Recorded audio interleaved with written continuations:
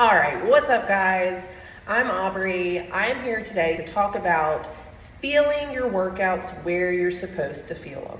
So, I'm not a power lifter. I enjoy lifting heavy, but my goal and my passion is to shape my body.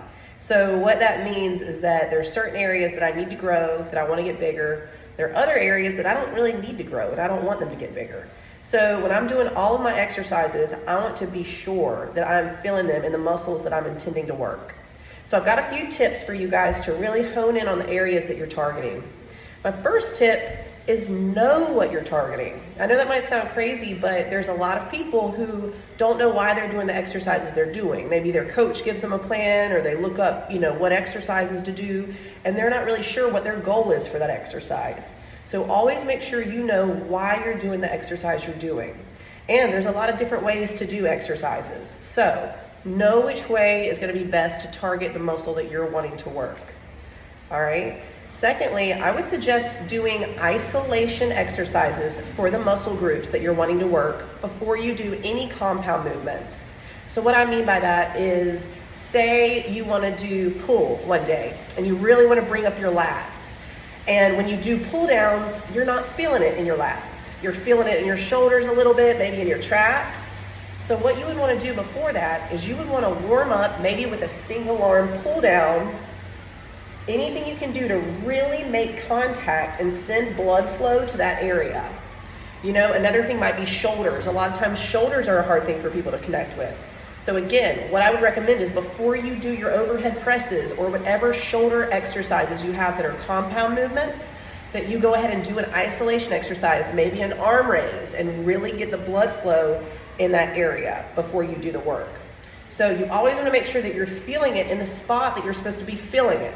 So we need to know what spots we're targeting, and we need to do warm-up sets to make sure we send the blood flow there first. All right, and then also slow down your reps a little bit. You don't have to sit here and fly through them. I've got a dumbbell here, I'll show you. So in every rep you do, no matter what exercise it is, if you try this, it's gonna put the work on the muscle that you're working. So I'm trying to do the bicep when I'm doing a curl, right? I don't wanna feel it in my back, I don't wanna feel it in my shoulder.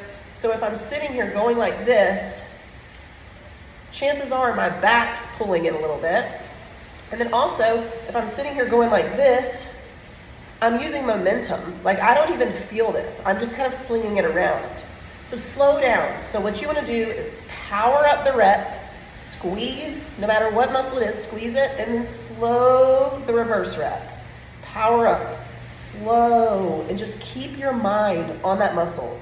Even if you're at the gym and you need to close your eyes and connect to that muscle, do it. But just picture that muscle in your mind's eye. Another trick is to use a mirror. So, a lot of us are scared of mirrors, or maybe we're self-conscious about looking in the mirror at a gym or something. Who cares? So just stare at yourself in the mirror. Stare at the body parts. If I'm wanting to work my rear delts, for example, I can sit here, say I'm doing a cable pull or something, and I can just stare at that delt in the mirror. And I promise you the work is going to go there a lot easier. So don't fear the mirrors. All right, and then if you stop feeling it in the right spot, so say for instance, you start off, you're feeling it where you're supposed to, and then all of a sudden as you're fatiguing, it's starting to go other places. If you realize that it's going in a bunch of other places other than the area you're targeting, just stop. Stop, reset, feel free to go back in for another set, but if you're still not feeling it there, give yourself a little rest, reset. Because that's other muscle groups trying to compensate for that one that we're targeting. So it's okay to stop and slow down. Now you might see some experienced lifters, kind of slinging at the end of their reps, at the end of their sets. And this is all about your level of experience and how you're feeling it. So I might, for instance, when I'm doing my bicep curl, I might get to a point at the end of my set where I'm sort of slinging it. But as long as I'm feeling it right there, that's okay. So you just need to judge for yourself. Are you feeling it in the area you're supposed to be feeling it? If you're not, stop slinging the weight, put it down, reset. And you might need to lighten the weight. If you don't feel it where you're supposed to, if other areas are taking over, lighten up the weight. Can go the opposite way too. If you're not feeling it and the weight's too light, maybe try to go heavier. So those are a couple of things. Just use your judgment, get to know your body.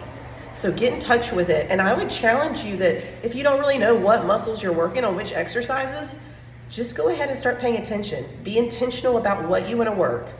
Google, ask yourself, how do I grow shoulders? Look up the shoulder exercises. Then go perform them and keep your eye and your mind on that area. Let me know if this helps, and I hope to hear back from you guys. Power up.